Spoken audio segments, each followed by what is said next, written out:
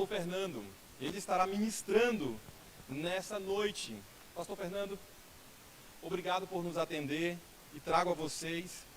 Alguns já conhecem o pastor Fernando aqui em nosso distrito e para nós é um privilégio ter o senhor aqui. Que Deus te use mais uma vez, que a palavra esteja contigo e que essa mensagem venha ao encontro de nossos corações e de nossas necessidades. A igreja está entregue em suas mãos, pastor. Amém. Muito bem, uma boa noite a todos. É uma alegria cumprimentar você, internauta, também a equipe técnica que está aqui presente. Que Deus possa agora, neste momento, ser presente nesta mensagem especial. E para isso eu quero convidar você que está aí para fechar seus olhos, para juntos orarmos ao nosso Deus. Querido Deus e Pai poderoso, aqui estamos juntos diante da Tua presença e estamos agradecidos porque o Senhor até aqui nos guiou. Nós queremos agora pedir autorização para estudar a Tua palavra. Que o Senhor esteja conosco, em nome de Jesus, amém. Muito bem, muito bem. Olha só, hoje a mensagem é para obter a paz interior. E eu vou convidar você agora a abrir a tua Bíblia, seja ela aí no smartphone, seja ela aqui fisicamente, como eu a tenho, lá no livro de Provérbios, capítulo 28, versículo 13. Estou abrindo a minha Bíblia, abra a sua aí também, para juntos nós estudarmos um pouquinho a poderosa palavra de Deus. Bom, enquanto você procura esse texto de Provérbios 28, 13, eu vou contar algo que aconteceu comigo não faz muito tempo. Uma irmã, ela veio desesperadamente assim, falar comigo de algumas coisas que estavam acontecendo e que causavam um certo receio nela, e eu sentia até um pouquinho de medo ali. O assunto era que tinha uma pessoa que estava lá profetizando que na terça-feira retrasada, todos aqueles que saíssem de casa iam ser levados pelo inimigo. E ela veio me perguntar se isso era verdade ou não, né? E eu fiquei assim, pasmo, né? Como as pessoas estão utilizando este momento de fragilidade para poder justamente pregar mentiras. Eu tenho um cuidado muito grande quando recebo esses tipos de notícia, porque, bom, pode ser que seja verdade, mas nós temos que analisar à luz da palavra de Deus. Eu tive a oportunidade de acalmar essa irmã, de acalmar os que tiveram contato com esse tipo de mensagem, e realmente a terça-feira passou, ninguém morreu, e se provou mais uma vez esses tipos de profecia que vem justamente tentar destruir a nossa estabilidade emocional, que já não anda muito bem, né? Porque nós estamos justamente enfrentando um desafio, né? Por causa desse vírus, mas nós estamos aqui justamente para alertar, para abrir a poderosa palavra de Deus e mostrar o que Deus revela para nós. E agora vamos ler esse texto de Provérbios, capítulo 28, verso 13. Muito bem, aqui o meu texto ele começa dizendo o seguinte, olha só: o que anda em integridade, o que encobre as suas transgressões, jamais prosperará. Mas o que confessa e deixa, alcançará misericórdia. Bom, você sabe que as condições que nós estamos enfrentando são bem delicadas. Mas, veja, Deus, ele sempre tratou com misericórdia a todos os seus filhos e deseja que todos recebam o arrependimento, que todos estejam no céu. Agora, muitas pessoas esperam que alcancem este céu através, não sei, talvez de penitências, ou que deva fazer alguma coisa, mas não é bem assim. Veja, as condições que Deus colocou para nós são, primeiramente, fáceis, vamos já deixar bem claro aqui, são justas e são razoáveis. Bom, olha, o Senhor não vai exigir de nós que façamos algo que a gente não pode. Bom, olha só, veja bem, Muitas pessoas passam uma vida peregrinando ou pagando penitências com o intuito de justamente encomendar sua alma a Deus, mas não é assim. A palavra de Deus nunca mencionou isso e nós precisamos justamente entender esse detalhe. E eu quero convidar você a entender comigo dentro da palavra de Deus. Vamos comigo mais uma vez? Olha, vem comigo, estou abrindo a minha Bíblia lá no livro de Efésios, capítulo 2, versículo 8 e versículo 9. Enquanto você procura aí na sua Bíblia o livro de Efésios, eu vou procurando aqui na minha também. Eu quero aproveitar a oportunidade, né, de mandar meus saludos especiais para a Bolívia, que também está assistindo com a gente. Alguns amigos aí estão tendo a oportunidade também de assistir com a gente este culto. E Efésios capítulo 2, versículo 8 e 9, ele diz o seguinte, ele diz assim,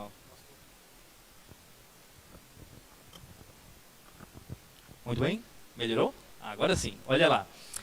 Verso 8 e 9 diz assim, porque pela graça sois salvos, mediante a fé, isso não vem de vós, é dom de Deus. Não de obras, para que ninguém se glorie. Olha só como Deus ele deixa bem claro como a salvação é alcançada.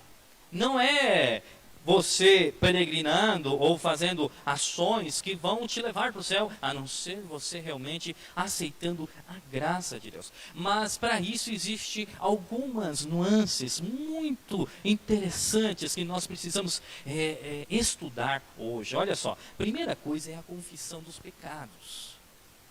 Isso aqui é algo muito simples e que as pessoas muitas vezes parecem não querer entender. Mas veja bem, como é a verdadeira confissão? Você já parou para pensar? Bom, tem gente que esbraveja, grita, olha para o céu, Senhor e tal, mas como é? Bom, primeiramente é importante se dizer que a verdadeira confissão é sempre de um caráter específico e reconhece pecados particulares. Olha só que interessante, hein? Específico e particular. E elas podem ser de tal natureza que só podem ser apresentadas diante de Deus. Olha só, então é você e Deus e mais ninguém. Outro, interessante que acontece quando você confessa os pecados. A confissão que brota no íntimo da alma sobe a Deus de infinita piedade. Vejamos o que diz o Salmos 34, verso 18. Vamos abrir a Bíblia comigo? Bom, abra a sua Bíblia também. Vamos lá, estou abrindo a minha aqui. Abra a sua Bíblia também. Salmos 34, verso 18.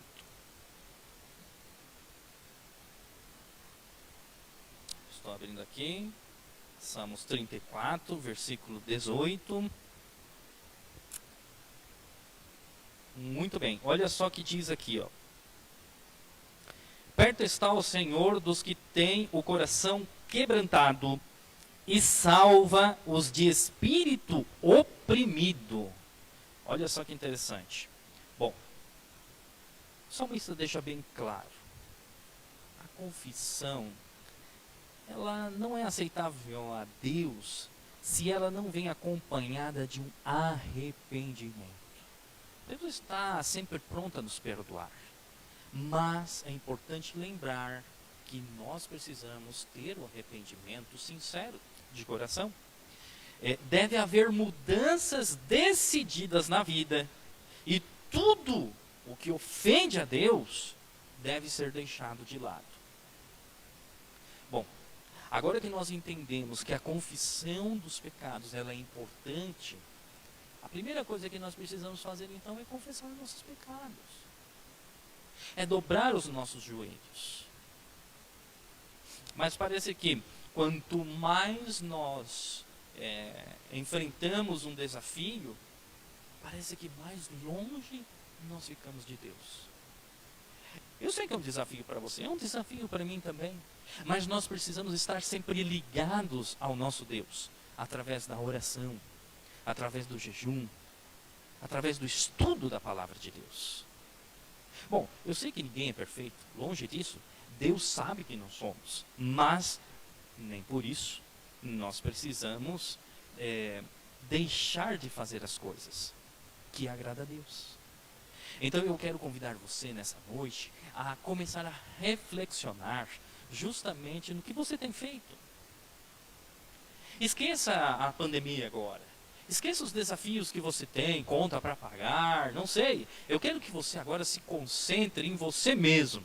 Eu quero que você agora faça uma autoanálise para você realmente entender o que está passando com você. Porque quando você começa a perceber esses detalhes, aí você vai ser mais específico com seu Deus. E aí sim você vai ver os milagres de Deus acontecer na sua vida. Bom, mas você sabe que isso não é tudo. Nós precisamos entender que sem Deus na nossa vida não é nada. Então nós precisamos caminhar com Deus todos os dias. É um exercício que nós fazemos. Veja, eu garanto que você, por maiores dificuldades que você esteja passando, você se alimenta. Você não esquece de nenhuma refeição, não é verdade? Pois é, nem eu. Pois é, dá para ver pela pança também, né? Bom, eu sei, já está até faltando um pouquinho de cabelo, mas isso aí logo vai passar, espero eu. Bom, e também o céu está quase chegando para nós, né? Então, olha, o que eu quero falar para você é o seguinte: você não esquece das coisas essenciais para a tua vida. Se alguma coisa te causa dor, você prontamente vai tentar resolver. Mas, por que você então não coloca aí como prioridade o estudo da Bíblia, o contato com Deus? Porque isso aqui vai ajudar a mim, a você que está aí, a estar ainda mais perto de Deus. Nós não precisamos de uma pandemia, nós não precisamos de um evento extraordinário para nos fazer chegar mais pertinho de Deus. Não precisamos. Porque aquele que realmente deseja fazer a vontade de Deus sempre vai estar preparado. E não importa a condição que esteja passando.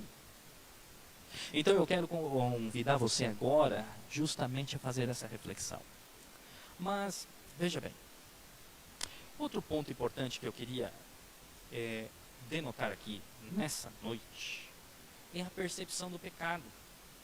Por que eu quero falar sobre a questão da percepção do pecado?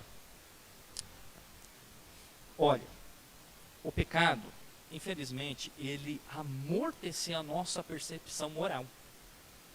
E é por isso que muitas vezes nós não atinamos, nós não percebemos que nós estamos errando. Mas, veja uma coisa que, não sei você, mas eu aprendi a dirigir, desde 18 anos já dirijo. E eu lembro que quando eu comecei a dirigir, eu errava muito as marchas. Eu nunca tive carro de marcha automática. Então, eu sempre tinha que me trocar as marchas manualmente. Eu lembro que no começo eu errava muito, eu arranhava as marchas, e o carro era do meu pai, então você já vai vendo, né? E o meu pai do meu lado ali, ó, você tem que acertar mais, cuidado, senão eu vou deixar aí o carro com você e tal. Então, o meu pai, ele ajudava assim, assim, tipo apoio moral, né? Se você não acertar, você não tem mais carro. Mas, infelizmente, eu errava muito. Tanto que não era só eu. O meu irmão também, eu me lembro, se ele está assistindo agora, ele também vai dar risada. Eu lembro que uma vez ele foi tentar manobrar lá perto de casa e ele, em vez de engatar a primeira, engatou a ré e acelerou com força. Mas ele acertou na pilastra lá de casa, que chegou quase a quebrar e a destruir a nossa garagem. Mas graças a Deus não aconteceu nada. Mas eu lembro que eu tirei muito sarro dele. Agora, depois de um tempo, assim, dirigindo bastante tempo, eu já não errava tanto. Mas ainda assim eu cometia alguns erros. Eu lembro que eu vendi agora, recentemente, antes de eu me formar, eu vendi o meu carro ao meu irmão. E eu vendi o meu carro com quase 300 mil quilômetros rodados. Eu sei, é muita coisa. Eu trabalhava como obreiro bíblico para a Associação Central Paranaense nessa época. E eu rodava muito. Mas eu lembro que por mais que eu já tivesse muita, mas muita experiência dirigindo, eu ainda, de vez em quando, dava aquela arranhadinha na marcha. Veja, o que eu quero dizer é o seguinte, às vezes nós não percebemos os detalhes, e é aí que nós acabamos errando. O problema é que cada vez que o pecado avança na nossa vida, vai amortecendo a nossa mente e a nossa percepção moral, fazendo com que a obra do mal não seja percebida por nós em nossa vida. Veja, incluindo a enormidade de mal que a gente possa cometer. Agora,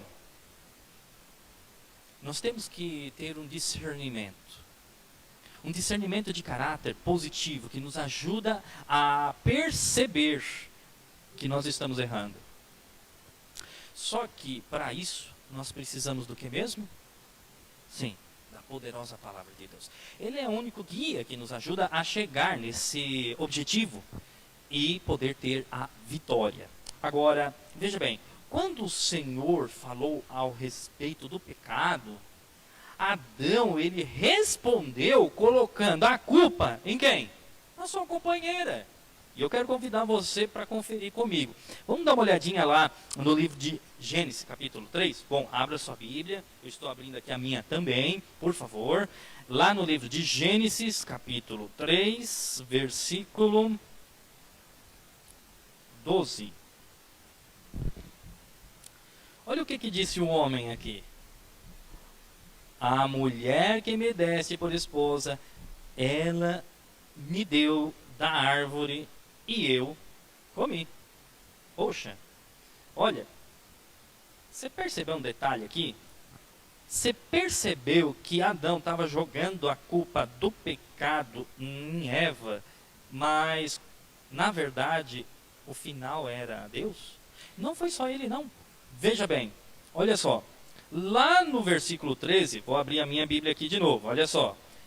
O versículo 13 diz assim, ó, olha só o que disse o Senhor à mulher. Disse o Senhor Deus à mulher, que é isso que fizeste? Aí a mulher respondeu, a serpente que me enganou e eu comi. Você viu, começou a jogar a culpa sempre de um lado para outro.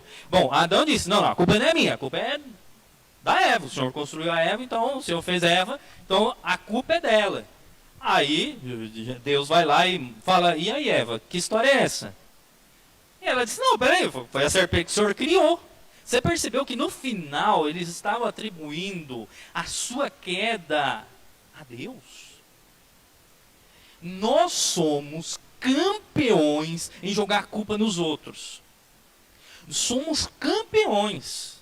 Mas olha só, eu quero dizer uma coisa para você que eu aprendi não faz muito tempo, e inclusive agora que eu estou morando mais perto dos japoneses, eu tenho isso mais nítido. Lá no Japão, uma pessoa que comete um erro, ele é assim, quando ele é descoberto, a primeira coisa que ele faz, se ele não sabe que está errado, é claro, é pedir desculpa. Ele não fica inventando desculpa, não. Ele vai lá, né, fazendo aquela reverência para a pessoa, indo para trás, inclusive, que é uma ação de humildade, pedindo desculpa e tentando consertar o erro. Ele não vai colocar debaixo do tapete o seu erro, encobrindo o seu erro. Não. O que eu acho mais bonito desse estilo de vida, justamente é olhar onde está errado e tentar consertar o erro. Meu amigo, todos nós erramos. Mas ficar encobrindo o erro, isso é o quê? Bom, se fosse alguns amigos iam dizer que é criancice, né?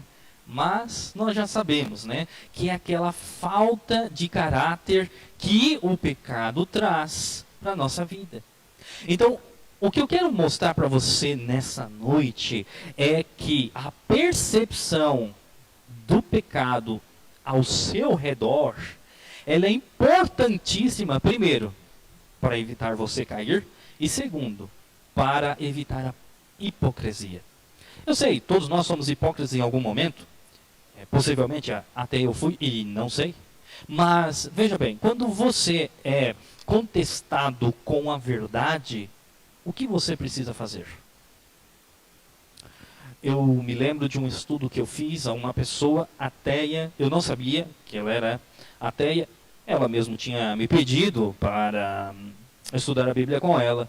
Mas a ação dela, a intenção dela era tentar desestabilizar tudo o que eu estava tentando construir para mostrar a verdade a essa pessoa.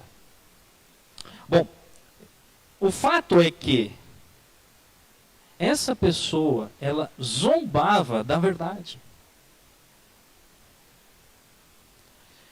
Como ela nunca me disse não, eu sempre continuei fazendo os estudos bíblicos. Mas teve um momento em que ela mesma já disse, não, eu não quero mais estudos na minha casa.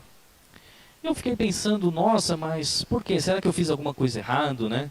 E eu recém estava começando a experiência com estudos bíblicos, mas alguém muito sábio me disse que nós precisamos fazer nossa parte, porque o Espírito Santo vai conduzir o restante.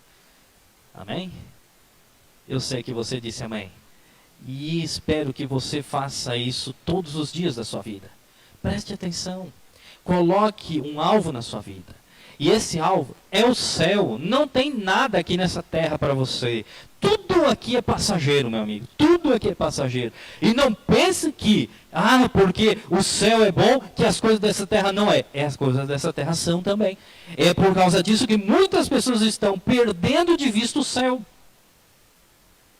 Agora, o que eu quero agora, nessa última parte da mensagem, transmitir para você, é a questão do arrependimento do pecado. Você viu a confissão do pecado, você já viu que nós temos que ter a percepção do pecado, mas nós precisamos também ter o arrependimento. Veja bem, como nós podemos interpretar de maneira correta o que é arrependimento do que é remorso, por exemplo? Deixa eu contar uma experiência que você já deve conhecer. A experiência que Jesus teve com os seus discípulos. Em especial, eu estou falando de Pedro e estou falando de Judas. Vamos lá. Primeiramente começou Judas, né? Ele comprou contra Jesus, tentou vender essa informação de onde ele estava para tentar prender ele. Tudo bem, isso iria acontecer mais cedo ou mais tarde. Mas não penses que Jesus não lhe deu oportunidade de arrependimento. Quando ele percebeu, estou falando de Judas, quando ele percebeu o erro que ele cometeu, ele até tentou devolver as moedas de prata. Mas isso não resolveu. Vendo que não tinha resolvido, você já sabe qual foi o resultado final disso. Ele foi e se enforcou. Mas lembra de Pedro?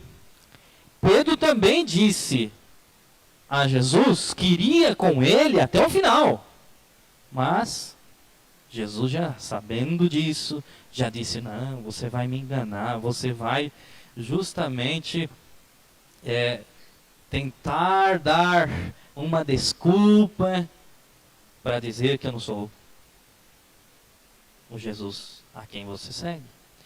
E Pedro, o que aconteceu? Você sabe, né? 3 vezes negou Jesus, né? Jesus foi crucificado. Quando Jesus voltou e conversou com Pedro, as mesmas 3 vezes que Jesus disse que ia acontecer, que Pedro negaria, ele voltou a perguntar se Pedro o amava, né? E ele disse 3 vezes que sim, né?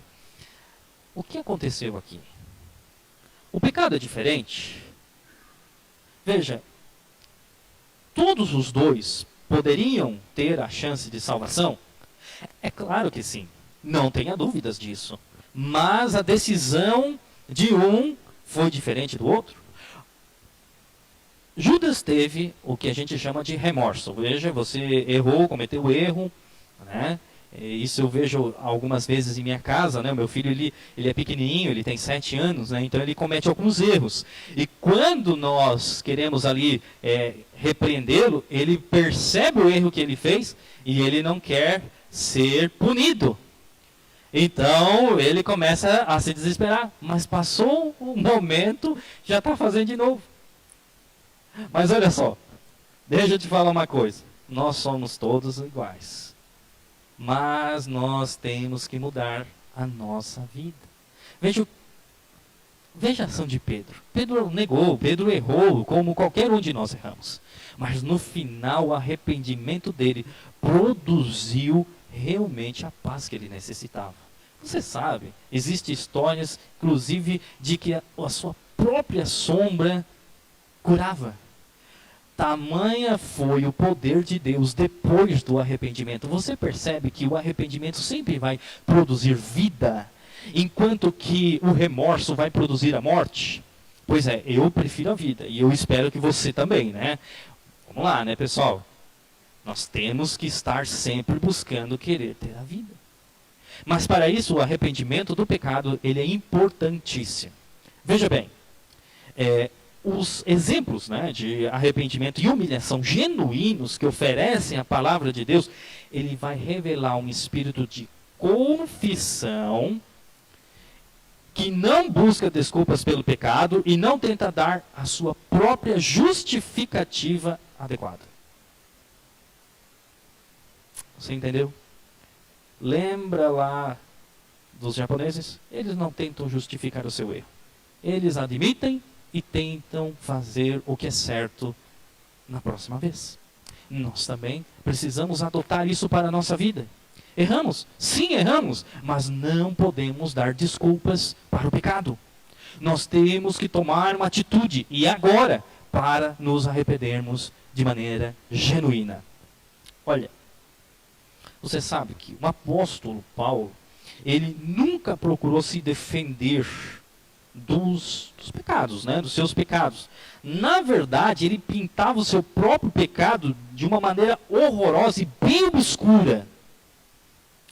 E ele nunca tentou atenuar a sua culpa. Sabe o que ele diz? Acompanha comigo. Vamos lá no livro de 1 Timóteo, capítulo 1, versículo 15. Vou abrir a minha Bíblia, você vai abrir a sua também, e vamos ver o que o apóstolo Paulo disse para nós.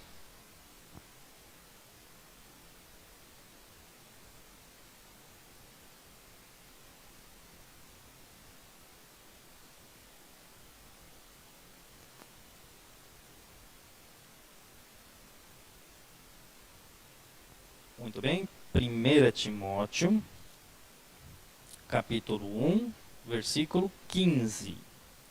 Ele diz assim, ó: fiel é a palavra e digno de toda aceitação, que Cristo Jesus veio ao mundo para salvar os pecadores, do qual eu sou o primeiro. Sim, ele não dava desculpa, ele diz bem claramente nesse texto que ele era o principal de todos os pecadores. Agora eu te pergunto, será que eu e você não somos também? Só que nós somos muitas vezes tomados por arrogância, prepotência, crendo que por ser adventista ou por ser cristão, você que está me assistindo e não é adventista, é um cristão, não julgue estar certo. Julgue a palavra de Deus se está certo ou não e tente subjugar a sua vida de acordo com a palavra de Deus. Bom, algo muito importante que nós precisamos é reconhecer os nossos muitos pecados. Você sabe que tudo isso vai passar. Logo, logo a gente vai estar sorrindo de tudo isso. Eu espero estar sorrindo lá no céu, né? E você também, né? Mas, veja bem, você não precisa esperar que Jesus volte para experimentar esse céu.